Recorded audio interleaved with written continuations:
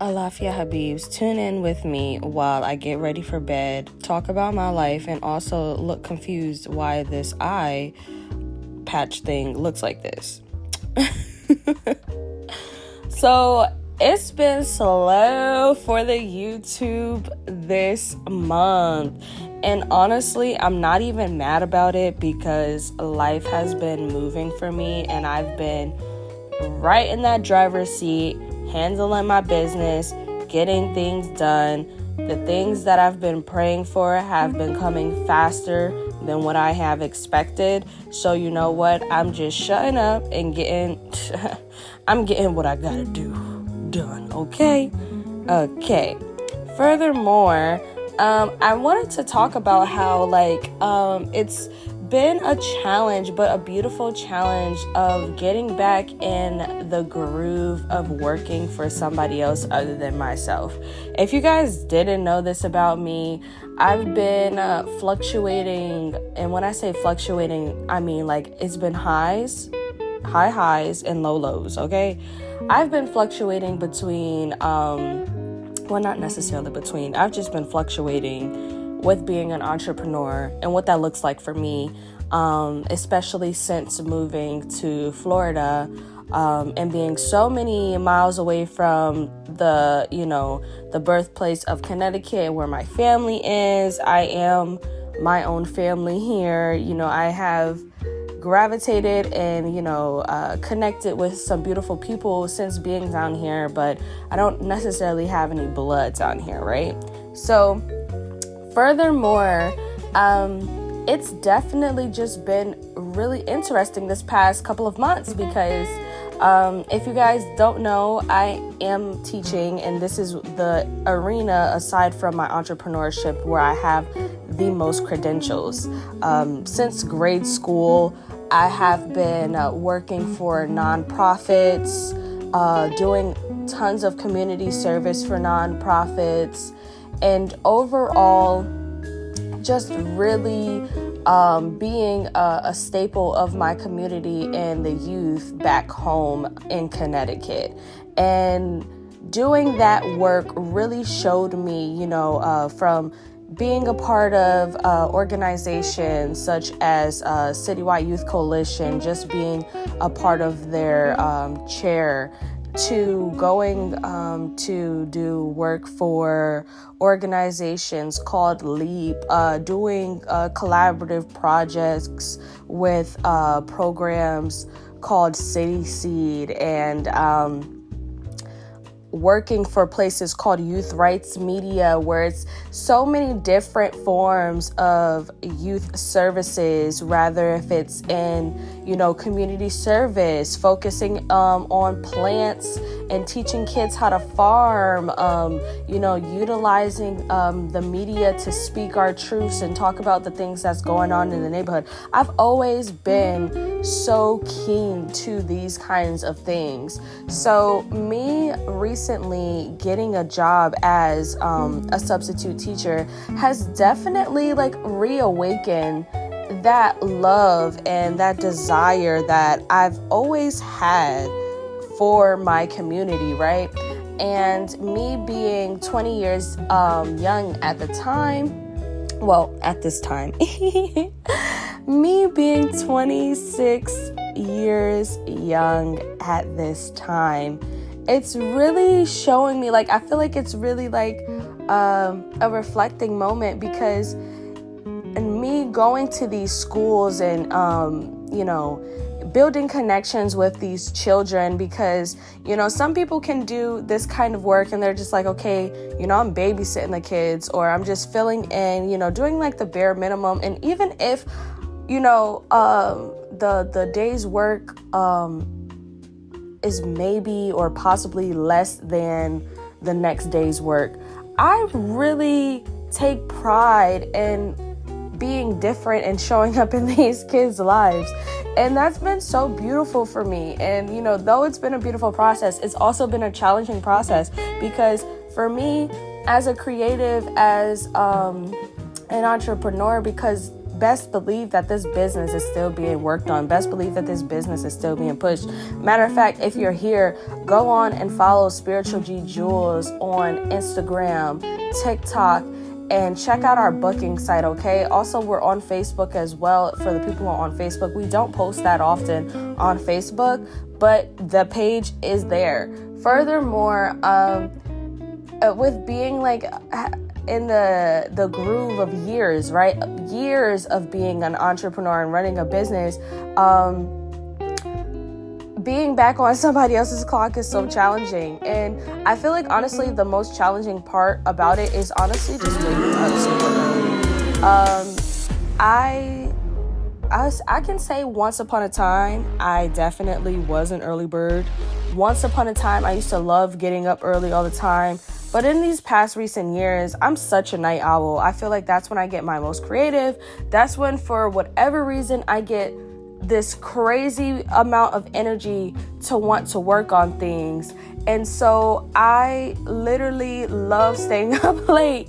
But because, school starts around 6 for high school, and then elementary school, you're probably starting around 7, and then middle schools, they start around 8 o'clock.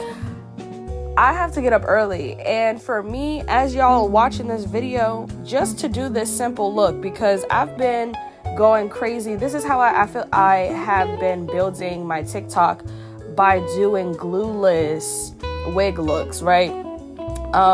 For the girlies who don't necessarily want to do glue and have to go through that trauma of taking it out all the time if you don't have the proper products, and if you don't properly know what you're doing, and or if you do use glue and you just want to kind of take a break but still want to be able to rock your wigs, like what this video is showing you guys is how to like really utilize the vibes of doing minimal but making it look whole and complete, right? So I will be the person doing my be inspired and doing my hair late at night, writing poetry late at night, even painting late at night, working on music late at night. And though all of those arenas don't necessarily intertwine with my business and just more so reflect me as a creative and an artist myself, it's been super challenging to train these habits that I have gotten accustomed to and rewire them, right? So today I actually have been blessed with a day off because, again, January has been so busy for me, and I am not complaining. I am just acknowledging it is what it is. And so having this day off and being able to work on my creative flares I'm really grateful for it. And I still woke up early as if I was going to work so I can get the most done.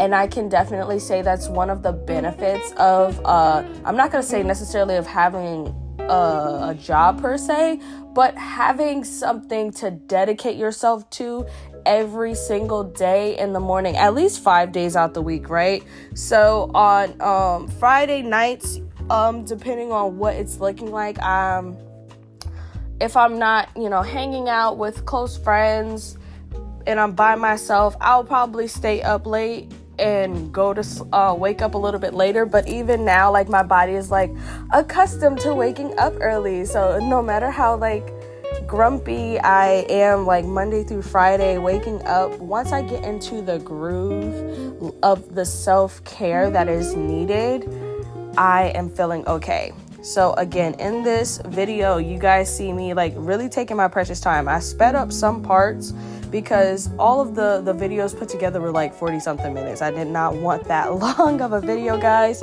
So I did chop and screw a lot of things, and then also just sped up some parts so you guys don't just hear me talking about life for 40 something minutes, especially on the topic that I don't feel requires that much time. But I do require for myself to take time, right?